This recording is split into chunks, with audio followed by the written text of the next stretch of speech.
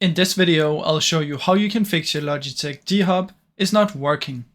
First step is you want to search for Task Manager, go to Details, sort by the name, press anywhere and press L.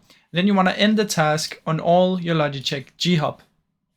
Once you've done that, what you want to do is search for Services, press anywhere and press L again, search for Logitech G Hub Update or Service, double click on it, press Stop right here, wait for it to stop, apply and OK, right click and refresh, and just make sure that it's still closed down. Now as long as it doesn't say running, it's stopped.